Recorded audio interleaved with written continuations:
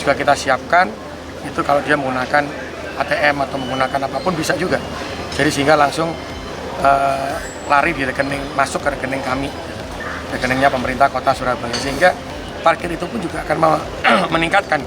Tapi sebenarnya ini bukan meningkatkan PAD, tapi trust, kepercayaan. Bagaimana semua orang, saya tidak ingin di Surabaya itu semua yang terkait pajak, apakah itu pajak yang hotel, restoran, parkir, itu seperti orang yang menangkap orang yang mencuri, tidak. Semua adalah warga saya, warga Surabaya. Semua adalah saudara saya. Jadi bagaimana transparansi itu bisa dijalankan dengan apa? Dengan kejujuran, dengan kepercayaan. Maka kita lakukanlah non tunai ini. Sambil kita jalan, dicobanya kita lakukan banyak mana sih warga ini sing tunai ambek non tunai. Karena banyak warga yang meminta non tunai. Tapi jangan sampai ketika sudah non tunai kita celapkan warga nggak siap. Ono sing bayar pakai duit, nggak diambil juga nggak mungkin. Makanya kita lihat, makanya kita lakukan banyak polling kan. Dengan harapan, ayo kalau kita ingin ini, ya kita jalankan ini. Yang kedua, saya juga memberikan kepastian kepada para pengusaha. Ketika mereka memiliki lahan, memiliki tempat usaha, maka secara otomatis dia yang mengelola. Siapapun yang diajak oleh pengusaha ini untuk mengelola tempat parkirnya, janganlah yang lainnya ada yang mengganggu, janganlah ada yang meminta. Tapi bagaimana berkolaborasi?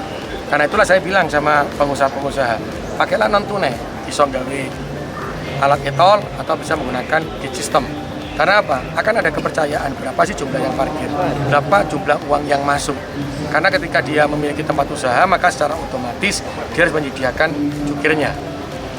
Nah, ketika itu nanti kita lakukan, akhirnya pengusaha ini juga merasa nyaman. Oh, aku bisa menggunakan kerjasama dengan siapa. Kan banyak tempat usaha yang berparkiran, ada koperasi, ada apapun. Silakan pilih. Mereka yang nyaman di mana, silakan pilih. Sehingga saya tidak ingin ada sesuatu yang tidak nyaman bagi pengusaha, sehingga pengusaha tidak nyaman tinggal di Surabaya. Dengan membayar pajak atau parkir dengan non-tunai ini mewujudkan transparansi. Tidak ada lagi jukir yang meminta lebih, dan pengendara juga menghormati jukir karena ada kepastian aturan. Sistem parkir non-tunai juga akan memberikan kepastian bagi pengusaha di Surabaya. Sebab pengusaha bisa mengelola lahan parkirnya dengan nyaman menggunakan alat e-tol atau gate system. Tidak boleh ada lagi gangguan atau pungutan liar. Jika pengusaha nyaman, ekonomi Surabaya juga akan bergerak lebih kuat. Petugas parkir nanti akan dibekali alat elektronik data capture, EDC, atau aplikasi khusus di ponsel mereka.